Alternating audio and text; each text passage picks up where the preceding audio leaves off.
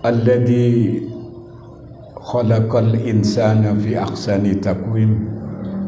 Segala puji milik Allah yang telah menciptakan manusia sebaik-baik ciptaan. Tidak ada satu makhluk pun di muka bumi ini yang lebih indah, bahkan dijadikan khalifah oleh Allah selain manusia itu sendiri. Allah Subhanahu wa ta'ala menyatakan dalam Al-Quran, laqad khalaqnal insana fi ahsani taqwim. Sungguh kami ciptakan manusia ini sebaik-baik ciptaan. Karena indahnya manusia ini, Allah Subhanahu wa ta'ala melengkapi dengan akal, dengan hati, dan organ tubuh yang sempurna. Maka Allah Subhanahu wa ta'ala memberikan satu kewajiban kepada manusia khususnya dan kepada jin. Wa ma khalaqtul jinna wal insa illa liya'budun. Tidaklah kuciptakan jin dan manusia kecuali untuk menyembah, beribadah kepadamu. Asyhadu an la ilaha illallah wa asyhadu anna Muhammadan abduhu wa rasuluh. Aku bersaksi bahwasanya tidak ada Tuhan yang patut diibadahi dengan benar kecuali Allah, dan bahwasanya Muhammad adalah hamba dan utusannya. Kalimat ini merupakan kalimat yang kekal, kalimat yang menentukan bahagia atau sengsaranya manusia nanti di akhirat. Apabila tauhidnya benar, akidahnya sahih, keyakinannya kepada Nabi Muhammad sempurna, maka dijamin orang itu masuk ke dalam surga. Tapi apabila akidahnya batal, keyakinannya bercampur dengan kesyirikan, amal-amal ibadahnya bercampur dengan kebid'ahan, maka semua amal itu akan ditolak. Man amila amalan laisa alaihi amruna fahuwa rad. Barang siapa yang beramal yang amalnya tidak cocok dengan sunnah, maka tertolak. Qala Allah Ta'ala fi kitabihil karim. Allah berfirman di dalam kitabnya yang mulia, laqad kana lakum fi rasulillah uswatun hasanah liman kana yarjullaha wal yawmal akhir wa dzakarallaha katsira. Sungguh pada diri Rasulullah ini ada satu contoh suri teladan yang terbaik bagi orang yang mengharap ketemu dengan Allah dan banyak zikir kepadanya. Karena itu jadikan Nabi Muhammad sebagai panutan, sebagai kiai kita, ustadz kita, uswah kita. Karena tidak mungkin Allah memberikan keridhoannya kepada semua manusia kecuali dengan mengikuti junjungan kita Nabi besar Muhammad sallallahu alaihi wasallam. Seandainya Nabi Musa turun ke bumi ini, sementara masyarakat mengikuti Nabi Musa, apa kata Nabi? Fadhalaltum, kamu akan sesat. Dan Nabi Musa pun harus mengikuti aku. Karena manusia termulia di muka bumi ini adalah junjungan kita Nabi besar Muhammad sallallahu alaihi wasallam. Beliau lebih mulia dari Nabi Ibrahim alaihissalam, lebih mulia dari Nabi Musa. Bahkan seandainya seluruh nabi ini dikumpulkan, ditimbang dengan Nabi Muhammad masih lebih unggul, bahkan lebih mulia dari malaikat Jibril alaihissalam. Begitu Allah mengagungkan beliau di dalam beberapa keterangan di dalam Al-Quran, di antaranya qul in kuntum tuhibbunallah fattabi'uni yuhibbukumullah wa yaghfir lakum dunubakum wallahu ghafurur rahim. Katakan Muhammad, jika kamu cinta kepada Allah, ikuti aku, ikuti sunnahku, aku akan cinta kepadamu, mengampuni dosa-dosamu, karena Allah Maha Pengampun, Maha Penyayang. Amma ba'd, ayyuhal hadirun, jamaah kajian yang dirahmati oleh Allah. Sesuai dengan permintaan tuan rumah ya, bahwa mukaddimah ini sedikit kami terangkan terkait masalah solat yang diwajibkan oleh Allah kepada kita selaku umat Nabi Muhammad.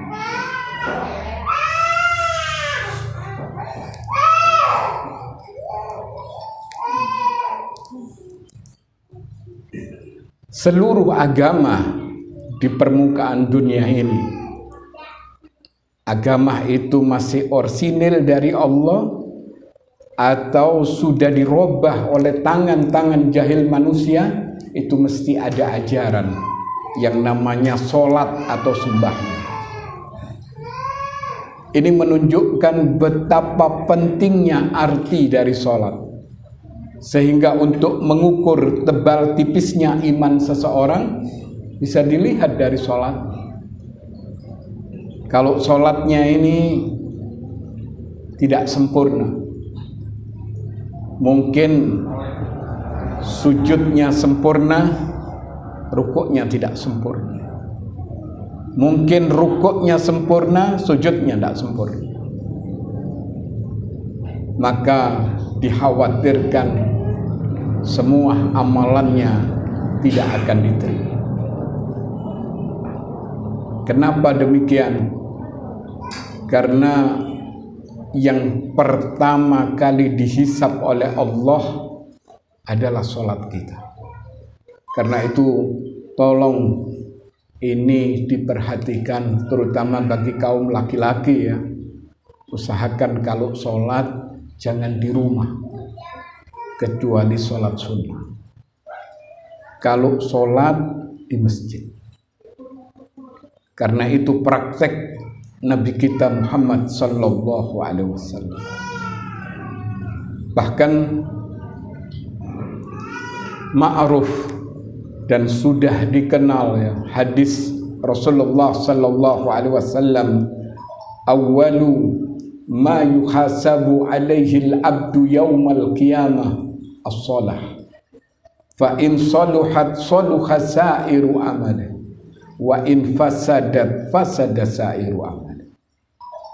Amalan pertama kali yang dihisab oleh Allah adalah sholat.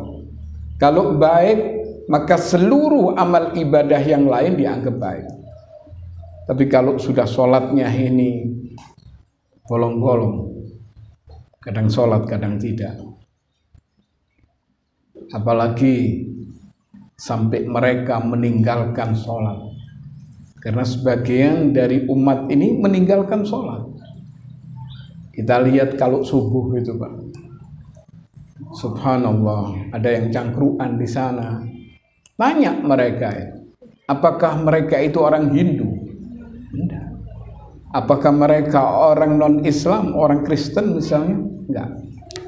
Dia menyatakan, dah saya ini Muslim. Nah, tapi kenapa kok tidak sholat? Jangankan sampai meninggalkan sholat ya, yang hukumnya sudah jelas. Apa hukum orang meninggalkan sholat dengan sengaja? Kafir. Man taraka sholata muta'ammidan faqad kafara jiharan. Barang siapa yang meninggalkan sholat dengan sengaja, maka dia telah menjadi kafir secara terang-terangan. Hadis lain menyatakan al-ahdul ladzi bainana wa bainahumus shalah faman tarakaha faqad kafar. Perjanjian antara kami dengan mereka ini adalah sholat. Barang siapa yang meninggalkan sholat, kafir. Bahkan jangankan sampai meninggalkan sholat, mereka yang tidak ke masjid subuh, tidak ke masjid sholat isya, dan itu dilakukan terus menerus tanpa udzur, maka di dalam hati orang itu ada sifat munafik. Tapi kalau untuk kaum wanita dapat dispensasi. Di masjid oke, di rumah pun tidak masalah. Nah, Nabi pernah menyatakan dalam hal ini, laisa salatun asqala 'alal munafiqina min salatil fajr wal isya walau ya'lamuna ma fihima la'atawhuma walau habwan. Tidak ada satu salat yang paling berat bagi orang munafik kecuali salat isya dan subuh.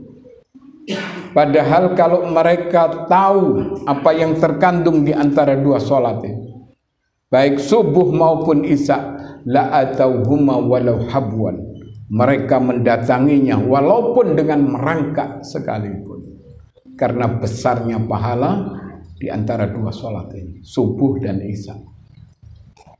Dan ini menunjukkan sempurnanya keimanan seseorang atau lemahnya iman seseorang dilihat dari salat. Kalau salat subuhnya selalu di masjid, salat isyanya selalu di masjid, apalagi salat-salat yang lain, itu menunjukkan tegarnya keimanan orang tersebut.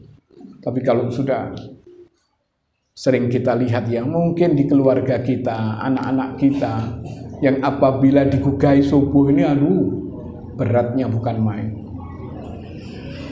Jangankan yang nggak mondok, yang mondok pun kadang-kadang kalau sudah pulang itu sulit guganya. Subhanallah. Tapi kita dianjurkan untuk wastabir, meningkatkan kesabaran. Nah, hadirin yang dirahmati oleh Allah, ketika sekumpulan manusia digiring menuju neraka, bismillah,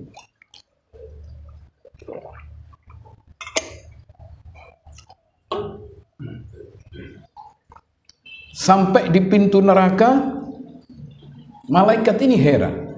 Orang segini banyaknya harus masuk neraka. Ada apa mereka? Padahal Nabi sudah diutus, para kiai, para ustadz sudah menyampaikan agama. Tapi ini kok heran, ada kumpulan orang begitu banyak yang harus masuk neraka.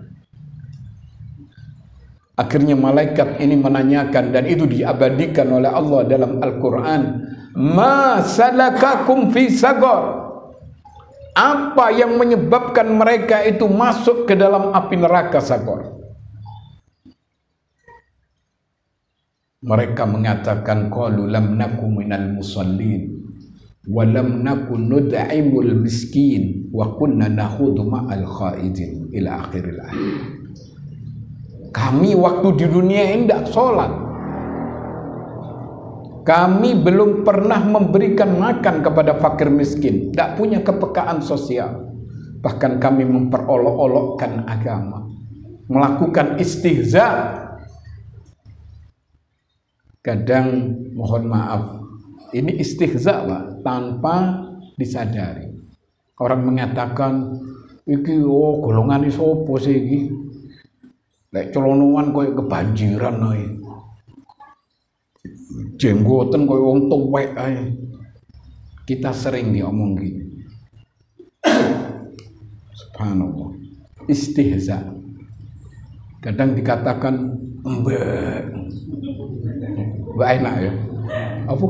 Kita ini sakit hati Pak kalau sudah seperti itu. Karena yang diolok-olok ini agama. Dan mereka mungkin menganggap itu biasa, tidak apa-apa. Biasa ya apa? Ini memperolok-olok agama nantinya. Dan bahaya sekali. Nah, kemudian Allah Subhanahu wa ta'ala menyatakan dalam ayat yang lain, fawailun lil musallin alladzina hum an salatihim sahun alladzina hum yura'un wa yamna'unal ma'un. Celaka orang yang sholat, yang mana mereka lalai dari sholatnya, yaitu mereka yang yura'un, mereka yang suka pamer. Kita bisa lihat ya, ketika ada absen biasanya. Kalau Pak Bupati datang sholat, mereka semua diabsen. Mereka di depan semua. Tapi begitu tidak ada absen, mereka kadang sholat, kadang tidak sholat. Apa ndak yura'un seperti ini?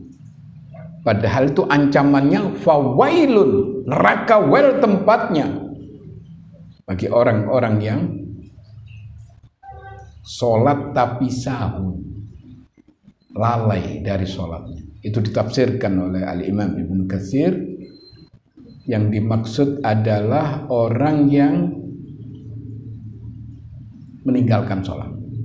Ada yang menafsirkan dia sholat tapi keluar dari waktunya. Ini masuk kategori sahur. Dia sholat subuh tapi jam 6 biasanya. Sudah masuk waktu suruh. Waktu suruh jam berapa? Nah ya, itu jam 6 sholat subuh ya apa ya? Padahal waktunya sudah waktu suruh, yang sebentar lagi akan menginjak waktu duha. Tapi subhanallah, kadang-kadang seperti itu. Dan itu kadang-kadang dijadikan langganan terus seperti itu. Terus ya apa?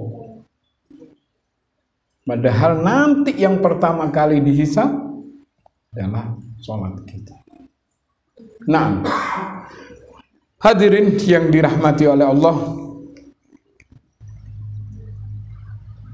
ketika Allah Subhanahu wa ta'ala menceritakan tentang nabi-nabi dan orang-orang terdahulu beserta pengikutnya, mereka adalah orang-orang saleh. Orang-orang yang dari keturunan Nabi Adam, di situ ada keturunan Nabiullah Ibrahim alaihissalam dan nabi-nabi seterusnya. Mereka kebanyakan orang-orang saleh. Tapi setelah itu fakhalafa min ba'dihim khalfun adaa'us shalah wattaba'us shahawat fasawfa yalqawna khayya. Setelah itu ada pergantian yang luar biasa, yaitu pengganti yang sangat lemah. Siapa mereka? Adalah mereka yang adaa'us shalah, menyia-nyiakan sholat. Sholat sak beri, kadang sholat, kadang tidak, dan itu dilakukan rutin. Apa kata Allah? Fasawfa yalqawna khayya. Kelak mereka akan menemui kesesatan yang dikhawatirkan mereka akan dilemparkan ke neraka. Karena itu sekali lagi saya menghimbau kepada bapak, ibu, dan adik-adik semua untuk perhatian masalah sholat, terutama sholat 5 waktu.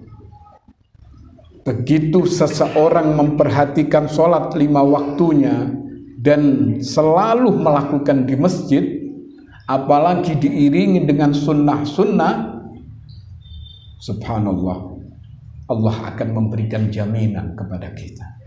Jaminan keselamatan di dunia, jaminan keselamatan nanti di akhirat.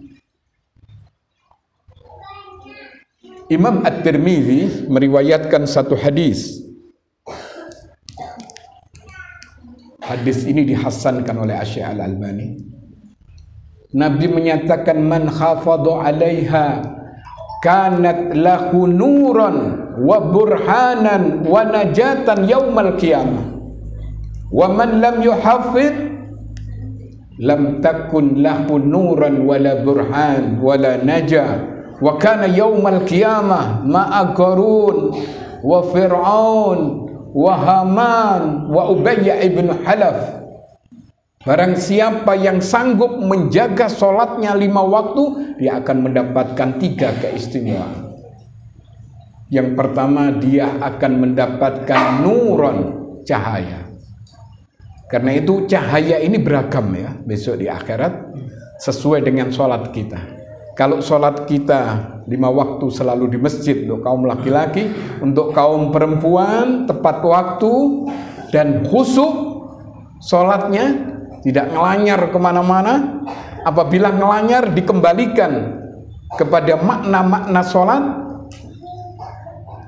maka cahayanya itu mungkin bagaikan bulan purnama, sehingga orang ketika melewati sirat tidak gugup, tidak ada rasa takut.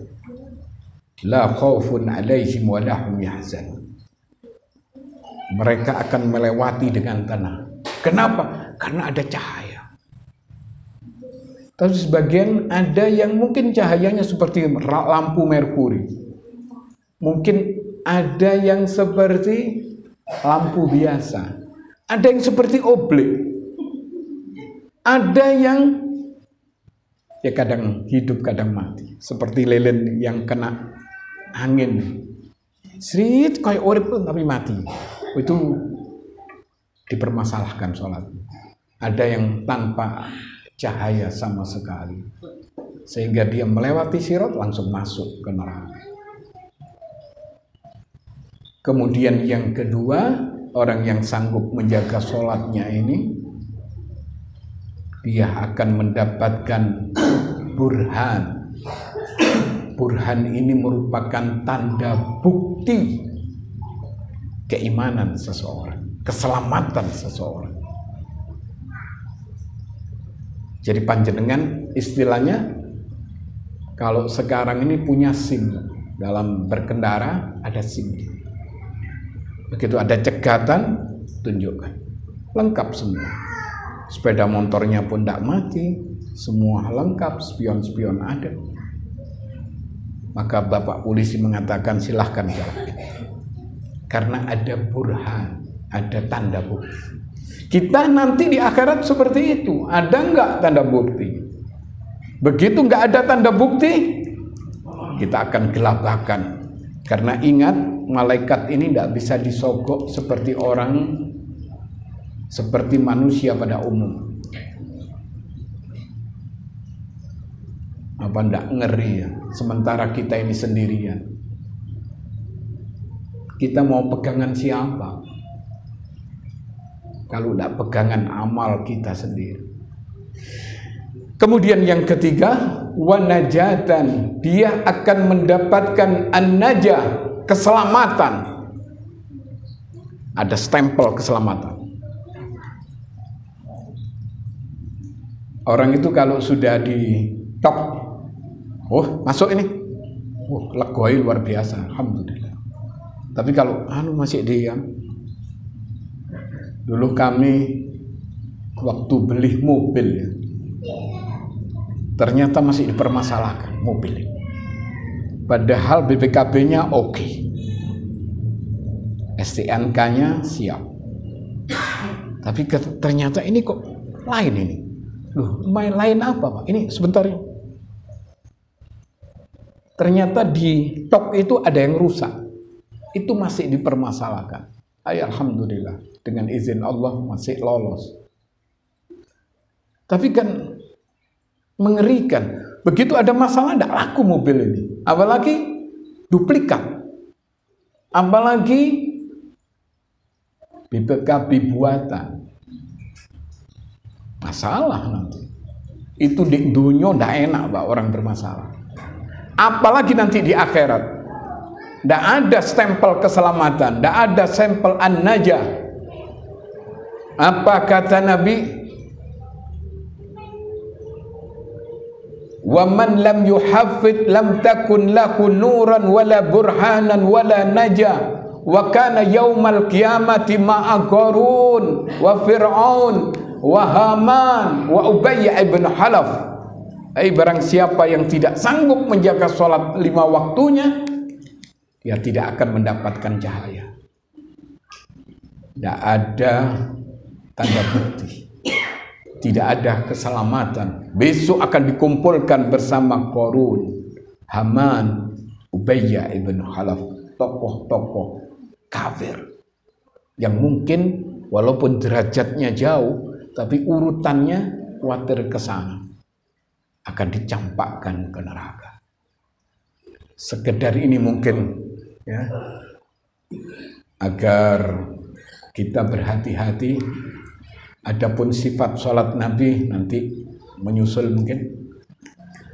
Naam, hadirin yang dirahmati oleh Allah, kita meneruskan kajian kita, yaitu di kitab Riyadhus Shalihin yang disusun oleh Imam An-Nawawi. Kita sudah masuk di bab tobat.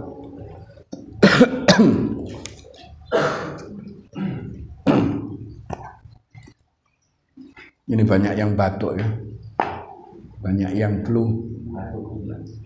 Apa namanya ini Pak? Omikron ya, betul.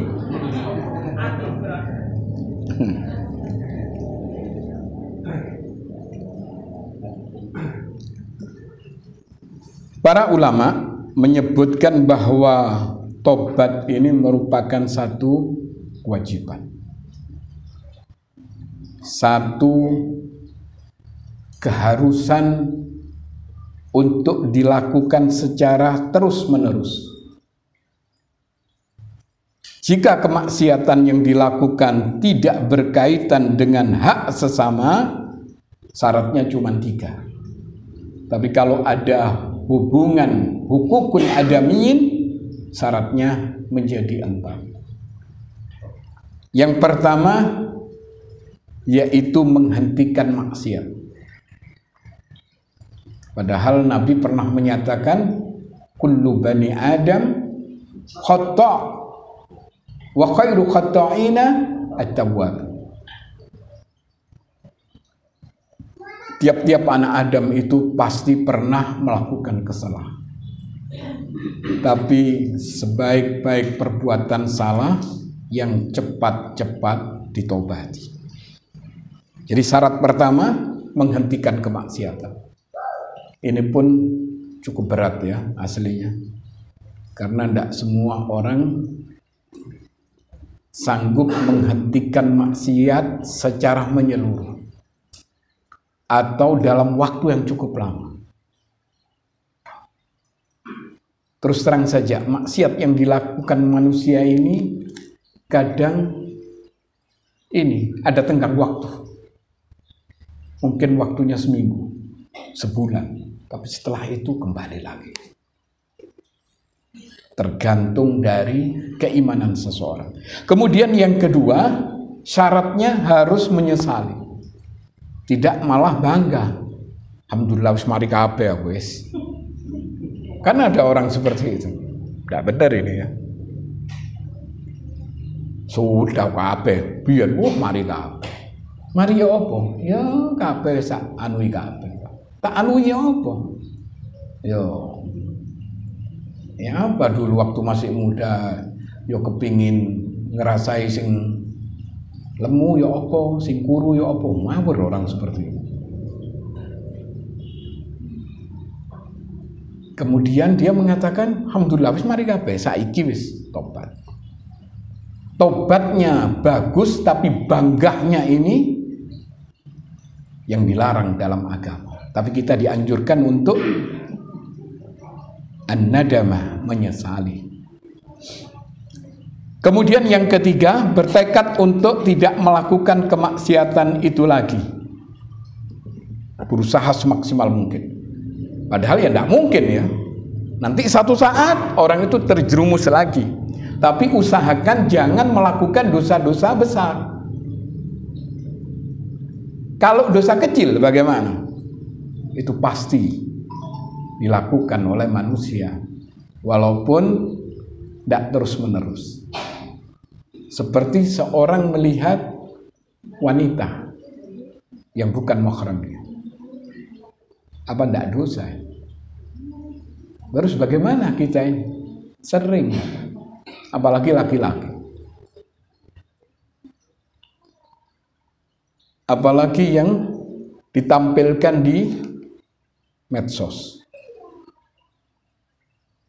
Di situ hampir semua wanita terbuka auratnya.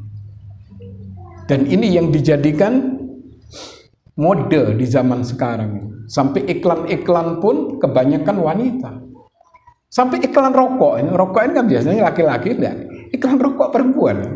Tak mufakat ini menurut saya. Ban radial ya.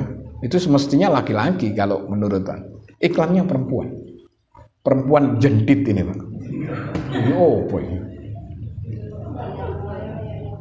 Jadi dia mungkin menggambarkan apa ban itu koyok pantatnya perempuan yang lagi jendit. Wah, ini yang enak ini enak. Mendali enak macam-macam. Tak karu-karuan ya.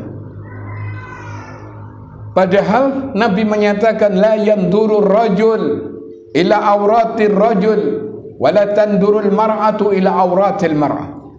Tidak boleh seorang laki-laki melihat aurat laki-laki yang lain, apalagi aurat perempuan. Dan tidak boleh seorang perempuan melihat aurat perempuan yang lain. Mohon maaf, misalnya adus bareng. Biasanya orang laki-laki ya adus bareng di kali. Setelah itu ngukur gede-gedean, bahaya kan? Tak boleh. Sama perempuannya juga nggak boleh, Pak. Tak apa-apa, doa-doa ini tetap tidak boleh.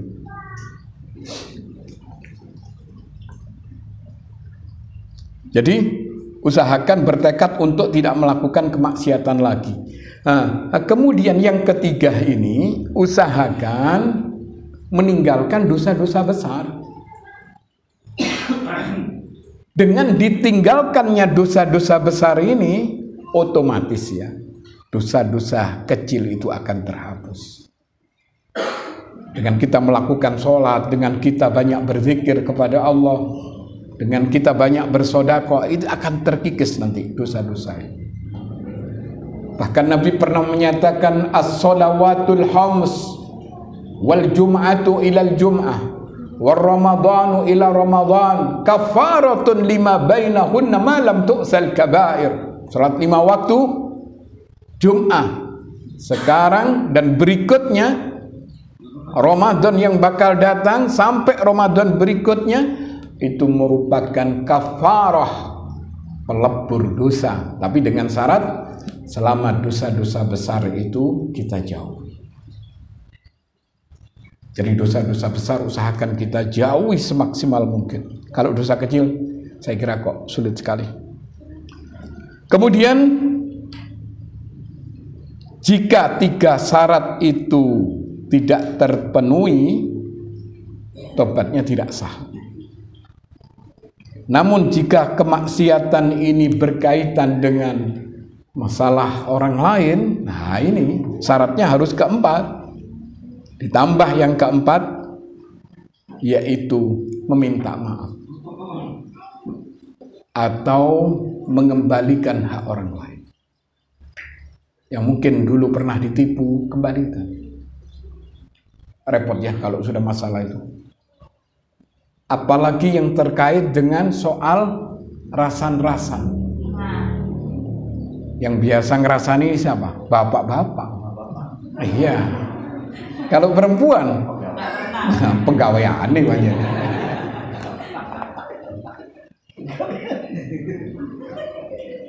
Umumnya kan seperti itu. Memang dosa jenis wanita dan laki-laki ini beda ya. Kalau wanita ini jenisnya suka aksesoris, suka suka ngerasani yang jelas ini. Kemudian kalau laki-laki blak-blakan, kebanyakan seperti itu. Nah, kita tahu ya bahwa dosa rasan-rasan ini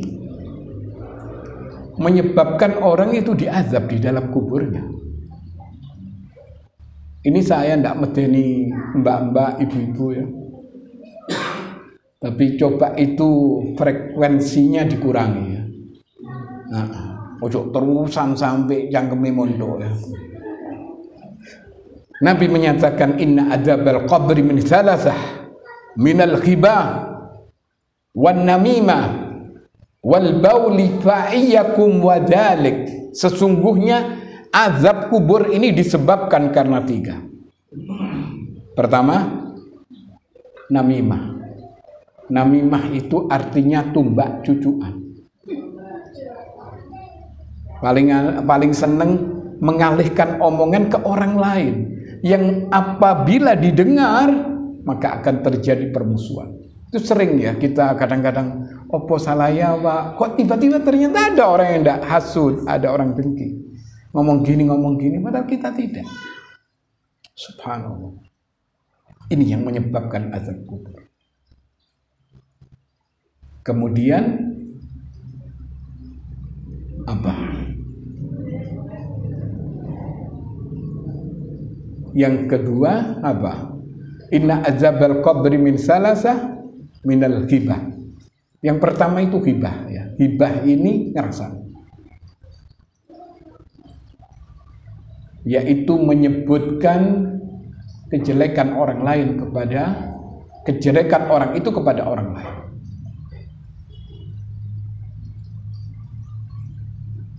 Dan rasan-rasan ini memang gurih, koyok mangan iwak tongkol, gurih. Coba antum baca Quran, kok tiba-tiba kok ngantuk, ada apa? Coba Anda ngerasani orang, langsung semangat. Apalagi diiringi dengan petan-petan. Iya.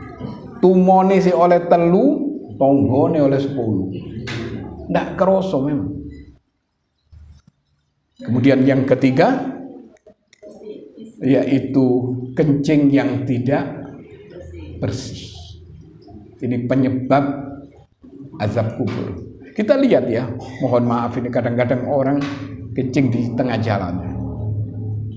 Para sopir ini kadang-kadang kenapa ndak harus ke masjid atau ke toilet, ini enggak langsung ngoyo di pinggir kono, cuma pintunya dibuka sebentar, setelah itu diapakan? Diselentik, kemudian dimasukkan lagi. Ini ojo diangen-angen loh. Seperti itu. Ini yang menyebabkan azab kubur. Atau mungkin dari ibu-ibu yang punya ini mesin cuci ya, tolong itu apabila mencuci najis itu lebih baik dikelucur dulu atau dijirah dulu, setelah itu dimasukkan ke mesin cuci, bukan ompol-ompol dilebokno kabeh. Khawatirkan di situ ada najis yang masih melekat, tapi kelucur dulu, setelah itu masukkan ke mesin cuci. Kadang-kadang pompol-pompol wes ndang cepet ndang mari. Iya, ini yang menyebabkan azab kubur. Naam, hadirin yang dirahmati oleh Allah. Biasa ya Imam Nawawi memulai dengan beberapa ayat-ayat suci Al-Qur'an. Di antaranya firman Allah di surah An-Nur ayat 31. Allah menyatakan watubu ilallahi jami'ah, dan tobatlah kamu kepada Allah secara menyeluruh. Ayyuhal mu'minun la'allakum tuflihun, wahai orang-orang yang beriman, agar kamu menjadi manusia yang sukses, agar kamu menjadi orang-orang yang bahagia. Kita dianjurkan untuk selalu bertobat, memohon ampun kepada Allah. Kemudian Di surah Hud ayat 90 Allah menyatakan wastaghfiru rabbakum summa tubu ilaih. Mohon ampunlah kamu kepada Tuhanmu, setelah itu bertobatlah kepadanya. Tapi tobat yang mana? Otomatis tobat yang nasuha. Sebagaimana termaktub di surah Tahrim ayat 8, ya ayyuhalladzina amanu tubu ilallah taubatan nasuha. Wahai orang-orang yang beriman, bertobatlah kamu kepada Allah dengan tobat yang sesungguhnya, tobat yang ikhlas, tidak mengharapkan apa-apa kecuali ampunan Allah Subhanahu wa ta'ala.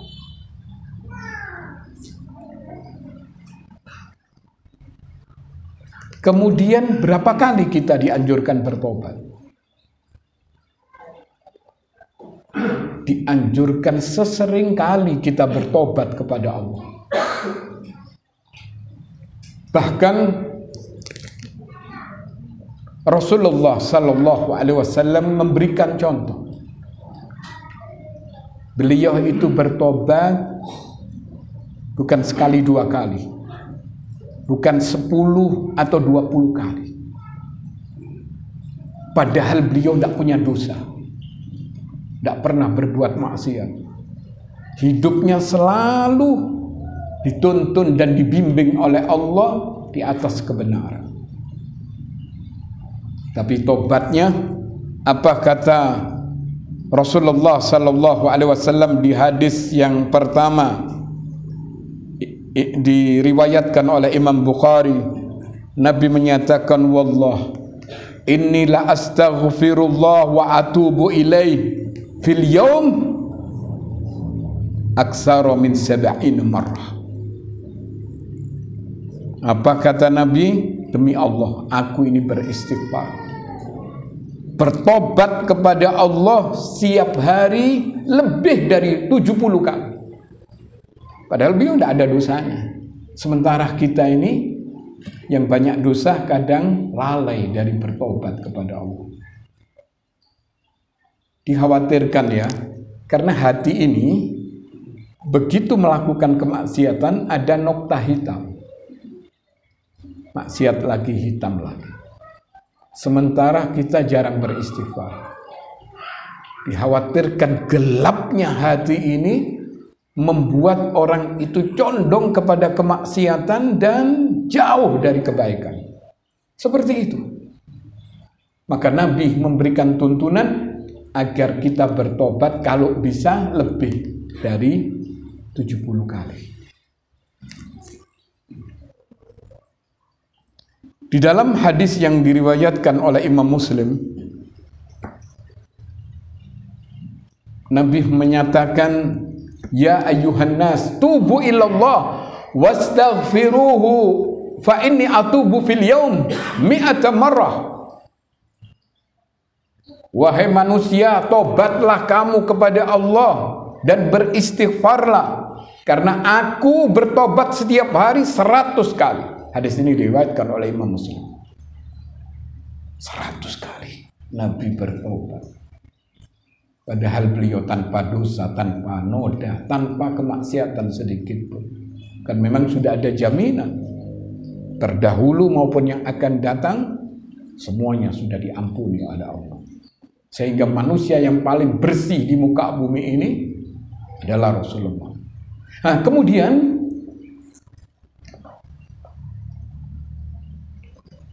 beristighfar atau bertobat kepada Allah ini ada beberapa contoh dari Nabi ya.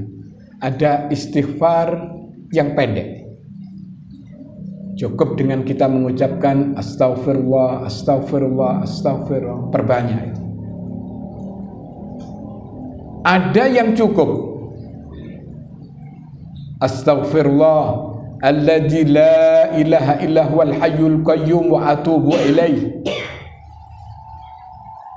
Ada yang paling istimewa, yaitu sayyidul istighfar, yang mungkin bapak-bapak, mbak-mbak ini sudah hafal. Cuma kadang-kadang masih lupa untuk mengamalkan. Tiap pagi dan sore kita dianjurkan membaca Allahumma anta rabbi la ilaha illa an khalaqtani wa ana abduka wa ana ala ahdika wa wa'dika mastata' a'udzubika min syarri ma sana'tu abu'u laka bi ni'mati alayya wa abu'u bi dhanbi faghfirli fa innahu la yaghfiru dzunuba illa anta. Ini luar biasa ya, apabila kita menghayati makna-makna istighfar ini, maka akan terkikis step by step, perlahan-lahan hati ini akan menjadi bersih. Itu namanya sayyidul istighfar. Bahkan Nabi sudah memberikan jaminan, barang siapa yang beristighfar seperti ini kemudian mati, matinya masuk surga. Tak main-main. Hadirin yang dirahmati oleh Allah, begitu saya kira yang perlu kami sampaikan. Ada waktu 10 menit untuk tanya jawab. Sengaja kami tidak menutup dengan salam. Mungkin ada yang perlu ditanyakan. Silahkan. Assalamualaikum warahmatullahi wabarakatuh. Salam. Bagaimana tobatnya kalau kita melakukan ghibah di media sosial seperti ini, yang banyak terjadi kan menjelek-jelekan pemimpin. Pak Jokowi ini benar kalau ngurusin negara, kamu kan di media sosial kan sering gitu. Apa kita harus menemui Pak Jokowi? Makasih.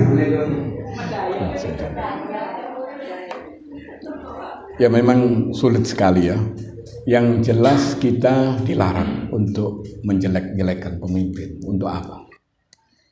Bahkan kita dianjurkan untuk banyak mendoakan. Kalau teguran memang ada perintah dari agama. Kalau kita ada kemampuan, misalnya memperingatkan apa, tidak masalah. Tapi kalau sampai menjelek-jelekan, ini dilarang dalam agama.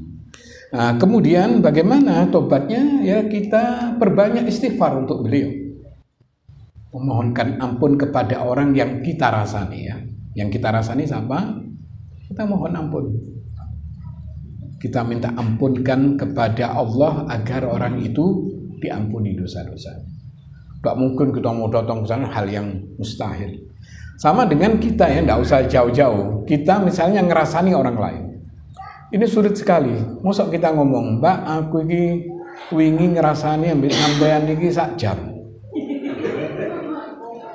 Ya otomatis yang mendengar tambah marah. Ternyata sampean iku atine bosok.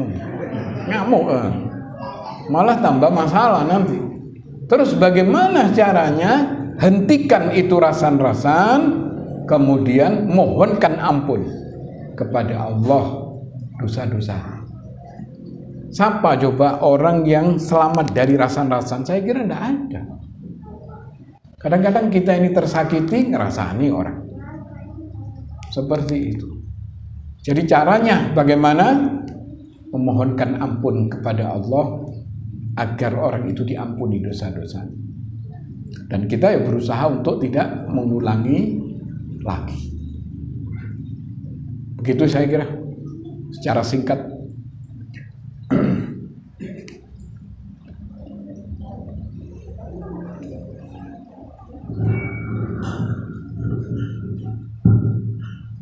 Assalamualaikum Ustaz. Waalaikumsalam. Apakah termasuk lalai dalam sholat dan diancam di neraka juga kalau sholatnya itu banyak melamunnya tapi berjamaah gitu Ustaz, sebagai jamaah, sebagai makmum?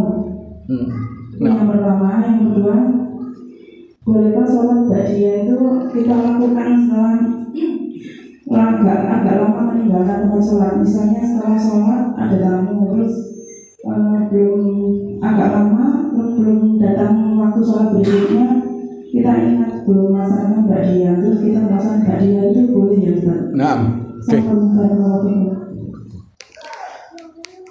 Hadirin yang dirahmati oleh Allah, terkait dengan yang pertama apa tadi? Oh ya, sholat ngelamun. Saya mau tanya kepada jenengan, siapa yang sholatnya tidak ngelamun sama sekali? Tidak ada. Nabi mengatakan bahwa semua, cuman nanti nilainya ini yang berbeda. Nabi mengatakan ada orang yang nilainya separuh, ada nilainya 1/6, 1/7, 1/8 sampai 1/10. Yang wutuh mustahil saya kira. Kecuali Rasulullah mungkin ya, karena memang semua dijaga. Kita kadang takbirnya ingat, Al-Fatihahnya ingat, suratnya melanyar kemana-mana, nang pasar senggol, nang iki, belonjo kadang ya, belonjo, Allahu Akbar belonjo. Sampai totalannya kita tahu nanti. Oh, iya. Jangan dikira. Begitu kita ngelanyar, melayang kemana-mana, kembalikan kepada makna-makna sholat. Allah menyatakan dalam Al-Quran, wasta'inu bis-sabri was-salah wa innaha lakabiratun illa 'alal khasiin alladzina yadunnuna annakum mulaku rabbihim wa annakum ilaihi raji'un. Minta tolonglah kamu kepada Allah dengan sabar dan sholat, karena sholat ini sangat berat, kecuali orang yang mengerjakan dengan khusyuk. Bagaimana khusyuk? Lah ini, alladzina yadunnuna annahum mulaku rabbihim, yaitu mereka yang yakin bahwasanya dia ketemu dengan Allah, seakan-akan berdialog. Ini yang pertama. Otomatis kalau kita dialog, kita harus tahu makna-makna sholat, terutama di Al-Fatihahnya ya. Jangan sampai ngelanyar kemana-mana. Sesekali ya kami pernah seperti itu, ya namanya manusia ngelanyar. Itu tak ulang lagi kalau sholat sendirian. Khawatir saya. Tak ulang bacaannya ya. Karena kadang-kadang ngelanyar kemana-mana, aduh, ternyata kita ulang sudah untuk Al-Fatihahnya. Khawatir ya. Tapi jarang, jangan sering mengulang ya. Diusahakan mengembalikan makna. Begitu balik lagi, kembalikan kepada makna. Alladzina yadunnuna annahum mulaku rabbihim. Kemudian yang syarat yang kedua supaya khusyuk, wa annahum ilaihi raji'un, bahwa dia harus yakin cepat atau lambat dia akan kembali kepada Allah. Ali bin Abi Thalib ketika mengucapkan kalimat Allahu Akbar, beliau seakan-akan berada di atas sirat. Sulit sekali ya untuk dipraktekkan. Tapi beliau memberikan komentar seperti itu. Bagaimana aku tidak khusyuk? Bagaimana aku bisa lalai? Aku ini seakan-akan berjalan di atas sirat. Kalau aku lalai, aku akan terpelanting dan akan kepleset nantinya. Karena itu aku fokus. Iya, kita pun harus fokus. Tapi kan tidak semua sempurna. Apakah sholatnya tidak diterima? Diterima, kadarnya nanti yang berbeda. Ada yang nilainya 1/10, ada yang 1/9, ada yang separuh, itu sudah bagus.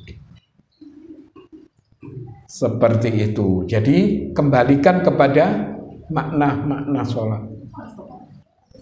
Kemudian apabila kita berdiri ya, coba pandangan kita ini di tempat sujud.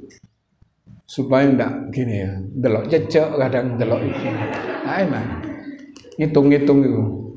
Kurang siji lampune. Tapi kita dianjurkan untuk memandang ke tempat sujud. Itu diantara praktek supaya sholat kita khusyuk. Kemudian yang kedua, masalah apa tadi? Lalian. Oh iya, sholat ba'diyah kok ada tamu misalnya. Kita selesai sholat wajib, kok ada tamu, padahal kita mau sholat ba'diyah. Kita nemoni tamu, tidak ada masalah. Kemudian nanti tamunya pulang, kita sholat, tidak ada apa-apa. Walaupun tenggang waktunya ada, asal jangan sampai masuk waktu sholat berikutnya.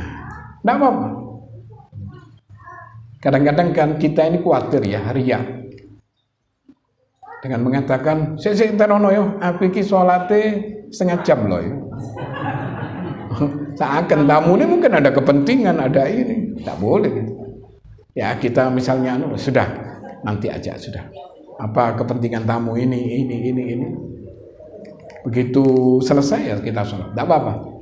Tidak ada larangan. Dan Nabi ini sering sholat sunnahnya bukan di masjid ya, tapi di rumah. Kita ini kalau di rumah lali atau mungkin cak remedureh sengkah. Apa sengkah? Iya, sarasen. Tapi kalau sudah di masjid enak sudah. Nanti di rumah tinggal seperti itu. Oke, mungkin ada lagi? Ya. Assalamualaikum. Kita memakai doa kita itu pakai ini atau langsung wajah dulu? Iya, banyak sekali ya doa iftitah itu ada sekitar 7. Di antaranya wajah tuh bisa, Allahumma ba'id baini bisa, ada subhanakallahumma wa bihamdika wa tabarakasmuka wa ta'ala jadduk. Ada sekitar 7. Tinggal pilih. Ada yang panjang, ada yang cukup, ada yang pendek. Itu bisa dilihat nanti di sifat sholat Nabi. Kami tidak bisa menjelaskan, cuman kami ini bawa ini ya, mungkin ada yang mau beli sifat sholat Nabi dan sifat wudhu Nabi. Ini Mas Haidar. Ini coba. Nah.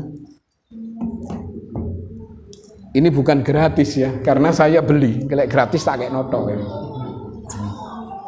Ini harganya 90, bagus sekali ini. Mungkin nanti ini sebagai contoh, kalau ada yang pesan siap. Itu ada sekitar 7 ya. Doa-doa iftitah.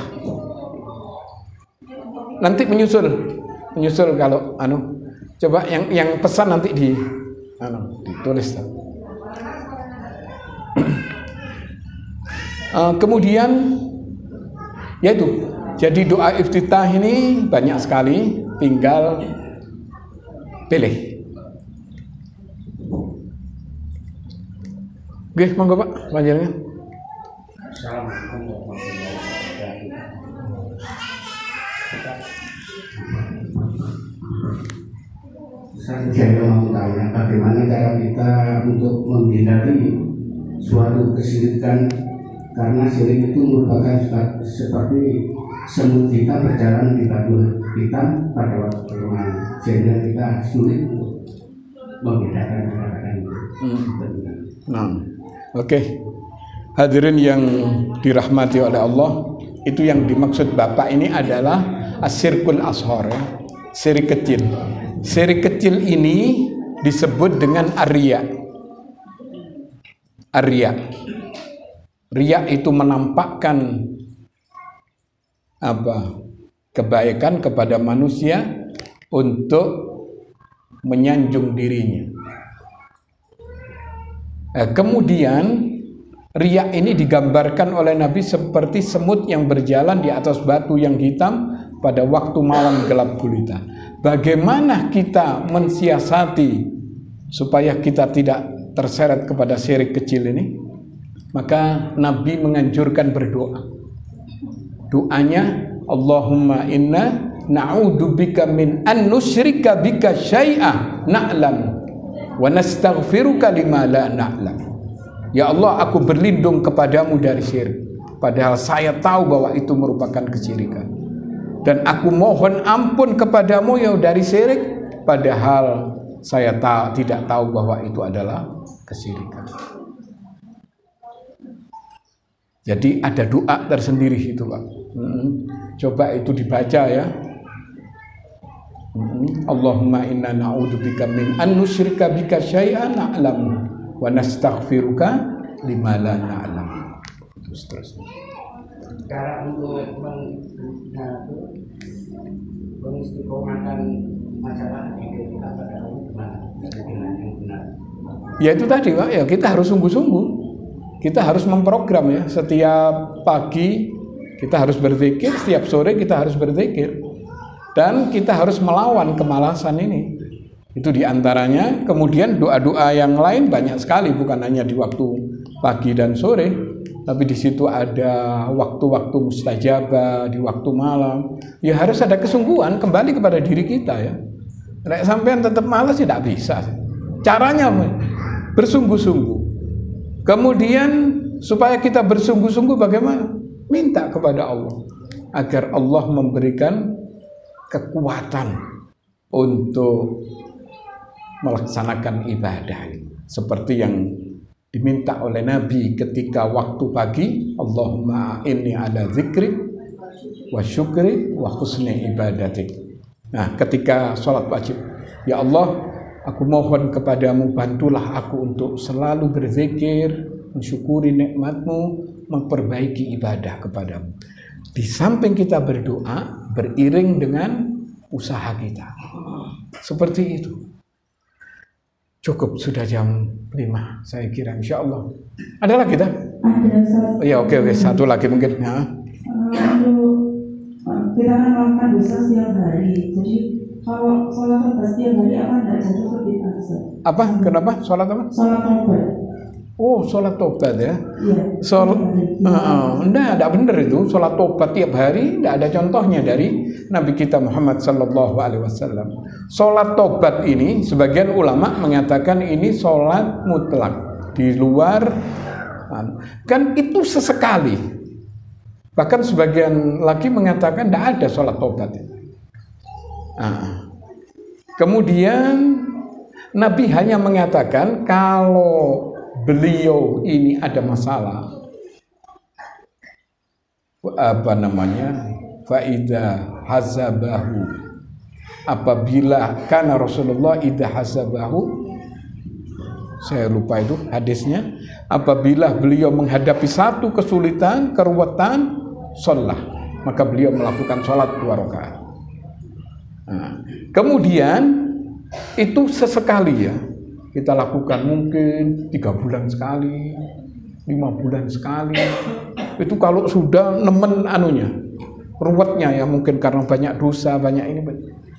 Itu sebagian ulama. Ada yang mengatakan tidak perlu, sudah kita dianjurkan untuk bertobat, memperbanyak istighfar, tidak usah sholat tobat. Apalagi tiap hari, jelas kelihatan bid'ahnya. Tidak ada contoh dari Nabi kita Muhammad sallallahu alaihi wasallam. Begitu saya kira, insya Allah.